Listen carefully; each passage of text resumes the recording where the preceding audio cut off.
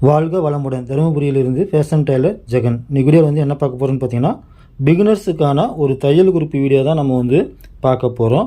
இப்போ நம்ம வந்து கஸ்டமருக்கு வந்து ப்ளவுஸ் வந்து தைச்சி கொடுக்கும்போது அதிகமாக நம்மக்கிட்ட வரக்கூடிய கம்ப்ளைண்ட் என்னென்னு வந்து பார்த்திங்கன்னா, ப்ளவுஸ் வந்து நம்ம போடும்போது இந்த மேல் பக்கம் இருக்கக்கூடிய ஷோல்டர் ஜாயிண்ட் வந்து பார்த்திங்கன்னா எனக்கு வந்து முன் பக்கம் இறங்கி உக்காருது அப்படின்ற கம்ப்ளைண்ட் வந்து பார்த்திங்கன்னா நிறைய பேருக்கு வரும். இது வந்து பார்த்திங்கன்னா கிராஸ் கட்டிங்கில் கம்பல்சரி நிறைய வந்து இந்த ஃபால்ட்டு வந்து வரும்.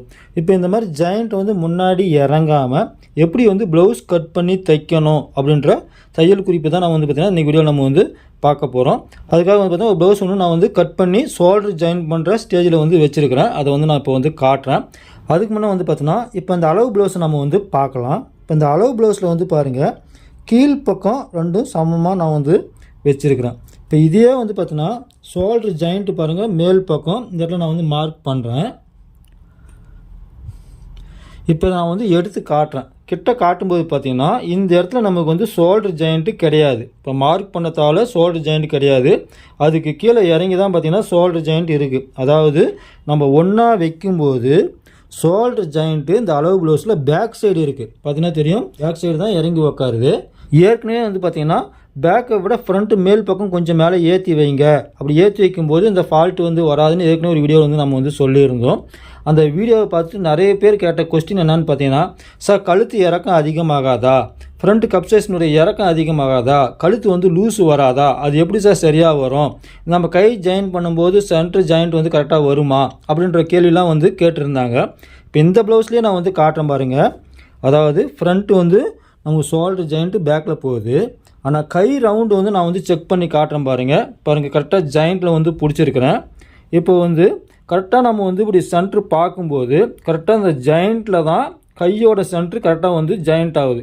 பாருங்கள், இந்த கை ஆமோல் ரவுண்டு வந்து கரெக்டாக ஜாயிண்ட்லேருந்து பிடிக்கும்போது ஷோல்டர் ஜாயிண்ட்டும் கையினுடைய சென்ட்ரு ஜாயிண்ட்டும் கரெக்டாக வருது. ஆனால் நம்ம ரெண்டாக மடித்து போடும்போது ப்ளவுஸை ஃப்ரண்ட்டை விட பேக் சைடு வந்து பார்த்திங்கன்னா ஃப்ரண்ட் வந்து இறங்கி போகுது. இந்த மாதிரி எப்படி வந்து வருது, பேக்கில் இறங்கி போகுது ஆனால் கை ரவுண்டு வந்து எப்படி கரெக்டாக வருது அப்படின்ற ஒரு சந்தேகம் உங்களுக்கு அடுத்து வந்து வரும். அதையும் நான் வந்து எக்ஸ்பிளைன் பண்ணுறேன். இப்போ பார்த்தீங்கன்னா கிராஸ் கட்டிங் ப்ளவுஸை பொறுத்த வரைக்கும் இப்போ பேக் சைடில் இது வந்து பார்த்திங்கன்னா நேர் பீஸு. ஆனால் அந்த கை ஆமோல் ரவுண்டு வந்து பார்த்திங்கன்னா நமக்கு கிராஸில் வரும். நல்லா ஞாபகம் வச்சுக்கோங்க, இது வந்து நேர் பீஸ்னால் கை ஆமோல் ரவுண்டு வந்து பேக் சைடில் கிராஸில் வரும். அதனால் வந்து பார்த்திங்கன்னா இந்த கை ஆமோல் ரவுண்டு வந்து பார்த்திங்கன்னா எஸ்டன் ஆகும். ஆனால் இதே ஃப்ரண்ட்டில் வந்து பார்த்திங்கன்னா இந்த ஃப்ரண்ட் லென்த்து வந்து பார்த்திங்கன்னா கிராஸு. ஆனால் இந்த கை ஆமோல் ரவுண்டு வந்து பார்த்திங்கன்னா ஒன்று நேர் பீஸில் வரும், இல்லைனா குறுக்கு பீஸில் வரும். இந்த ரவுண்டு வந்து பார்த்திங்கன்னா உங்களுக்கு எஸ்டன் ஆகாது. அப்போ பேக்கில் வந்து எஸ்டன் ஆகும், ஃப்ரண்ட்டில் வந்து எஸ்டன் ஆகாது. அப்போ ஃப்ரண்ட்டு நம்ம மேலே சேர்த்து வைக்கும்போது இது ரெண்டும் நமக்கு வந்து ஆவரேஜாக வரும். இப்படி தான் வந்து பார்த்திங்கன்னா அட்ஜஸ்ட்மெண்ட் வந்து இதை வந்து பண்ணுறாங்க. இப்போ புரிஞ்சிருக்குன்னு நினைக்கிறேன்.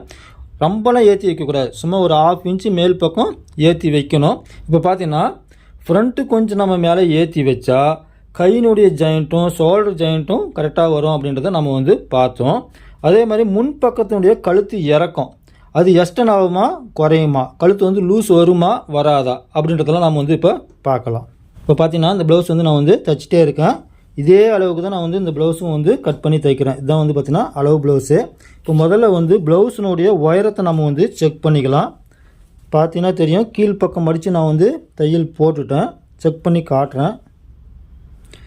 ப்ளவுஸினுடைய உயரம் கரெக்டாக வந்து பார்த்திங்கன்னா பிடிச்சி தைக்கக்கூடிய அளவுக்கு வந்து பார்த்திங்கன்னா நமக்கு வந்து பேக் சைடு என்ன இருக்குதோ அதே தான் நம்ம வந்து வச்சுருக்கிறோம். அதேமாதிரி பார்த்திங்கன்னா ஃப்ரண்ட்டு நான் வந்து பார்த்திங்கன்னா பட்டி ஜாயின் பண்ணிட்டேன், டாட் பிடிச்சி. இப்போ நான் வந்து வச்சு காட்டுறேன். இப்போ கீழ்ப்பக்கம் பார்த்திங்கன்னா ரெண்டும் சமமாக தான் வச்சுருக்கிறேன். ஆனால் மேல் பக்கம் பார்த்திங்கன்னா பேக் சைடை விட ஃப்ரண்ட் வந்து பார்த்திங்கன்னா அதிகமாக இருக்கும். பார்த்திங்கன்னா தெரியும், பேக் சைடை விட ஃப்ரண்ட் வந்து அதிகமாக இருக்கும். இப்போது இந்த அளவையும் நம்ம வந்து செக் பண்ணி பார்க்கலாம். அளவு ப்ளவுஸில் இருக்கக்கூடிய அளவுக்கு வந்து இருக்கா அப்படின்றத நான் வந்து செக் பண்ணி பார்க்கலாம். மேல் பக்கம் ஷோல்ட்ரு கரெக்டாக இங்கே வந்து பிடிச்சி தைப்போம். ரெண்டுமே கிராஸ்ன்றதுனால நல்லா இழுத்து பிடிக்கலாம். அப்போ தான் வந்து பார்த்தீங்கன்னா லென்த்து வந்து கரெக்டாக இருக்கா அப்படின்றது நமக்கு வந்து தெரியும். பார்த்தீங்கன்னா தெரியும், பட்டியினுடைய அந்த ஜாயிண்ட் ரெண்டும் ஒரே தாவில் நமக்கு வந்து வருது. இப்போ இதுலேயும் வந்து பார்த்திங்கன்னா இதுலேயும் நமக்கு வந்து பட்டி ஜாயிண்ட்டும் கரெக்டாக வருது, சென்ட்ரு பாயிண்ட்டும் கரெக்டாக வருது. டாட் பிடிச்சிருக்கிறதும் வந்து பார்த்திங்கன்னா ரெண்டும் ஒரே தாவில் தான் நம்ம வந்து பிடிச்சிருக்கிறோம். ஃப்ரண்ட் இறக்கமும் பார்த்திங்கன்னா பேக் சைடும் ஃப்ரண்ட்டும் ரெண்டும் பார்த்திங்கன்னா ஒரே அளவுக்கு தான் இருக்குது. ஆனால் நம்ம வச்சு பார்க்கும்போது மேல் பக்கம் மட்டும் பார்த்திங்கன்னா நமக்கு ஷோல்டர் வந்து மிச்சமாக வந்து வச்சுருக்குறோம். அதாவது ஃப்ரண்ட்டு மட்டும் அதிகமாக வச்சுருக்குறோம். இப்போது இது எப்படி கரெக்டாக சென்டரில் வந்து வரும் அப்படின்றதையும் நான் வந்து காட்டுறேன். இப்போ கிராஸ் கட்டிங்கை பொறுத்த வரைக்கும் இந்த இடத்துல நம்ம வந்து இழுத்து வந்து ஊக்ஸ் போடும்போது மேலே இருக்கக்கூடிய ஷோல்டர் வந்து கீழே இறங்கி வரும். உங்களுக்கு வந்து பார்த்திங்கன்னா தெரியும். இப்படி இழுத்து போடும்போது ஷோல்டர் வந்து பார்த்திங்கன்னா கீழே இறங்கி வரும். இந்த மாதிரி இறங்கி வர்றதுனால தான் உங்களுக்கு ஷோல்டர் ஜாயிண்ட் வந்து பார்த்திங்கன்னா முன்பக்கம் இறங்கி வந்துடுது. அது வராமல் இருக்கிறதுக்காக தான் நம்ம வந்து மேலே ஏற்றி வைக்கிறோம். கொஞ்சம் மேலே ஏற்றி வைக்கும்போது நம்ம இழுத்து வந்து ஊக்ஸ் போடும்போது நமக்கு மேலேருந்து ஷோல்டர் வந்து இது வரைக்கும் மட்டும்தான் இறங்குமோ ஒழிய இதுக்கு கீழே இருக்கிறது வந்து பார்த்திங்கன்னா நமக்கு வந்து இறக்கம் வந்து எக்ஸ்டன் ஆகாது. திரும்பவும் வந்து பாருங்கள். இப்போ பேக்கு ஃப்ரண்ட் இப்படி வச்சு நம்ம வந்து தையல் போடுவோம். ஆனால் நம்ம ப்ளவுஸாக யூஸ் பண்ணும்போது நமக்கு வந்து ஃப்ரண்ட் வந்து இறங்கி வரும். அப்போ பார்த்தீங்கன்னா பேக்கு ஃப்ரண்ட் ரெண்டுமே வந்து பார்த்தீங்கன்னா நமக்கு வந்து கரெக்டாக வரும்.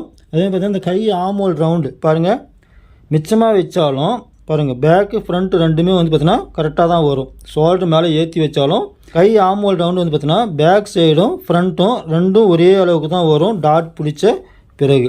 இது வந்து பார்த்திங்கன்னா கிராஸ் கட்டிங்க்கு மட்டும்தான். இப்போ நேர் கட்டிங்க்கு இந்த மாதிரி நீங்கள் மேலே ஏற்றி வச்சிங்கன்னா நீங்கள் இழுத்து போடும்போது ஷோல்டர் வந்து ஃப்ரண்ட்டில் வந்து இறங்காது. கிராஸ் கட்டிங்க்கு மட்டும்தான் நீங்கள் இழுத்து போடும்போது ஷோல்டர் வந்து முன்பக்கம் வந்து இறங்கும். இதே நேர் கட்டிங்காக இருந்து ஷோல்டர் வந்து ஃப்ரண்ட்டில் இறங்குது சார் அப்படின்னா உங்களுக்கு வந்து கப் சைஸ்னுடைய இறக்கம் இந்த இடத்துல வந்து பார்த்தீங்கன்னா உங்களுக்கு பத்தலன்னு அர்த்தம். இந்த இறக்கத்தை இன்னும் கொஞ்சம் நம்ம வந்து சேர்த்து வைக்கணும். இறக்கத்தை சேர்த்து வைக்கணும். பட்டினுடைய சைஸை கொஞ்சம் சின்னது பண்ணணும். அப்போ சின்னது பண்ணும்போது உங்களுக்கு ஷோல்டர் வந்து பார்த்தீங்கன்னா தானாகவே மேல் பக்கம் வந்து ஏறிக்கும். அடுத்து பார்த்தீங்கன்னா இன்னொரு டவுட் ஒன்று வரும். சார் இது எப்படி சார் மேலே ஏற்றி வச்சு கட் பண்ணுறது அப்படின்ற ஒரு டவுட் ஒன்று வரும். இது வந்து பார்த்தீங்கன்னா நம்ம எப்பயும் கட் பண்ணுற மாதிரி நம்ம வந்து நார்மலாக வந்து கட் பண்ணி தைக்கிற மெத்தேடு தான். நம்ம ஃப்ரண்ட்டும் பேக்கும் எப்படி கட் பண்ணுவோமோ அதேமாரி வந்து கட் பண்ணிக்கலாம். இந்த பட்டி மட்டும் பார்த்திங்கன்னா கீழ்ப்பக்கம் ஒரு 1/2 இன்ச்சு எக்ஸ்ட்ரா வர மாதிரி பார்த்துக்குங்க. கீழ்ப்பக்கம் 1/2 இன்ச்சு எக்ஸ்ட்ரா வர மாதிரி பார்த்துக்குங்க.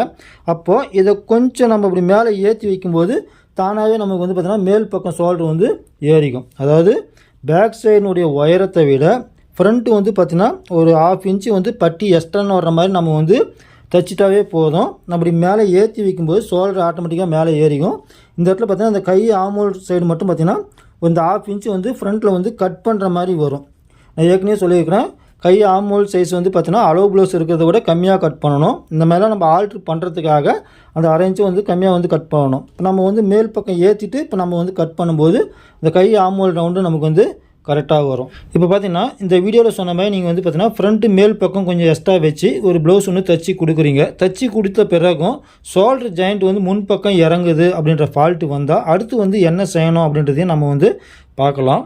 அதாவது நீங்கள் அந்த மாதிரி மேல் பக்கம் ஏற்றி வச்சோம் ஃப்ரண்ட்டு வந்து ஷோல்டர் இறங்கி வருதுன்னா நான் நேர் கட்டிங் ப்ளவுஸ் சொன்னேன் இல்லைங்களா, அதே ஃபால்ட்டு தான் திருப்பும் இதில் வந்து வருதுன்னு அர்த்தம். அதாவது ஃப்ரண்ட்டு கப் சைஸ்னுடைய இறக்கம் உங்களுக்கு வந்து பத்தலைன்னா நீங்கள் மேல் பக்கம் ஷோல்டர் ஜாயிண்ட்டு ஏற்றி வச்சாலும் உங்களுக்கு வந்து ஃப்ரண்ட்டில் வந்து இறங்கி வரும். அதுக்கு என்ன பண்ணணும், ஃப்ரண்ட்டு கப் சைஸ்னுடைய இறக்கத்தை வந்து எக்ஸ்டெண்ட் பண்ணணும். எவ்வளோ இறங்கி வருதோ அந்தளவுக்கு வந்து பார்த்திங்கன்னா கீழே 1 இன்ச்சுக்குன்னா 1 இன்ச்சுக்கு வந்து அந்த ஃப்ரண்ட்டு மேல் பக்கத்தை வந்து எக்ஸ்டெண்ட் பண்ணி கீழே இருக்கக்கூடிய பட்டியினுடைய சைஸை வந்து குறைக்கணும். நம்ம ஷோல்டர் ஜாயிண்ட் வந்து மேல் பக்கம் ஏற்றி வச்சோம் நமக்கு ஃப்ரண்ட்டில் இறங்கி வருது அப்படின்னா ஃப்ரண்ட்டு இறக்கம் கப் சைஸ்னுடைய இறக்கம் வந்து கம்மியாக வச்சுருக்கிறோன்னு அர்த்தம். அதை சேர்த்து வைக்கணும். அதுக்கு தகுந்த மாதிரி பட்டியினுடைய அகலத்தை வந்து குறைக்கணும். இல்லை ஃப்ரண்ட்டில் இன்னும் இறக்கம் வேணும்னா ஃப்ரண்ட்டையும் சேர்த்து வச்சு பட்டியை அதே அளவுக்கு நம்ம வந்து வச்சுக்கும்போது பேக் சைடினுடைய இறக்கமும் நமக்கு வந்து கூடும். அதே ஞாபகத்தில் வச்சுங்க. இந்த மெத்தடெலாம் நீங்கள் வந்து ஃபாலோ பண்ணிங்கன்னா உங்களுக்கு ஷோல்டர் ஜாயிண்ட் வந்து பார்த்திங்கன்னா ஃப்ரண்ட்டில் இறங்காமல் கரெக்டாக வந்து ஷோல்டரில் வந்து உட்காரும். அதேமாதிரி சொல்கிறேன், ஒரு 1/4 இன்ச்சு 1/2 இன்ச்சு அதுக்கு மேலே வந்து பார்த்தீங்கன்னா ஃப்ரண்ட்டில் வந்து மேல் பக்கம் ஏற்றி வைக்கக்கூடாது. அதுக்கு மேலே வச்சிங்கன்னா உங்களுக்கு வந்து பார்த்திங்கன்னா நிறைய ப்ராப்ளம் வந்து வரும். இந்த மாதிரி நீங்களும் வந்து ட்ரை பண்ணி பாருங்கள். இப்போ இது எப்படி இருக்குதோ இதேமாதிரி தான் வந்து பார்த்திங்கன்னா நான் வந்து ஷோல்டர் வச்சு ஜாயின் பண்ண போகிறேன். பார்த்திங்கன்னா இப்படி வச்சு ஜாயின் பண்ணும்போது ஃப்ரண்ட் வந்து பார்த்திங்கன்னா கொஞ்சம் கீழே இறங்கும்.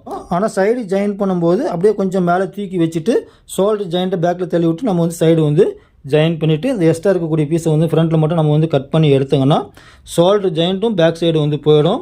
சைடு ஜாயிண்ட்டும் கரெக்டாக வரும். கை ஆமோல் ரவுண்டும் நமக்கு வந்து கரெக்டாக வந்து வரும். நீங்கள் நினைக்கலாம் சார் நீங்கள் ஃபஸ்ட்டு காட்டும் போதே கரெக்டாக வந்தது இன்னும் கொஞ்சம் கட் பண்ணால் நமக்கு மிச்சமாக வருமானு. கண்டிப்பாக வரவே வராது. ஏன்னா வந்து பார்த்தீங்கன்னா இது நேர் பீஸ்ன்றதுனால உங்களுக்கு வந்து எக்ஸ்டன் ஆகாது. அதனால் இருக்கிற அளவு தான் வரும். இதை நம்ம வந்து இந்த ரவுண்ட் ஷேப்லேருந்து தான் கட் பண்ண போகிறோம். அதனால் வந்து பார்த்திங்கன்னா பேக்கும் ஃப்ரண்ட்டும் கரெக்டாக நமக்கு வந்து வரும். கிராஸ் கட்டிங் ப்ளவுஸ் வந்து தைக்கும்போது ஷோல்டர் ஃப்ரண்ட்டில் இறங்குது அப்படின்னு சொல்லிட்டு யாருன்னா சொன்னாங்கன்னா இந்த மெத்தடில் ஒரு முறை தைச்சி கொடுத்து பாருங்கள். கண்டிப்பாக அந்த ஃபால்ட்டு வந்து சரியாகும். இது போன்ற தையல் குறிப்பு வீடியோக்களை வந்து தொடர்ந்து பார்க்கணும்னு நினச்சிங்கன்னா தருமபுரி ஃபேஷன் டெய்லர் சேனலில் சப்ஸ்கிரைப் பண்ணுங்கள், சப்போர்ட் பண்ணுங்கள். நன்றி, வணக்கம், வாழ்க வளமுடன்.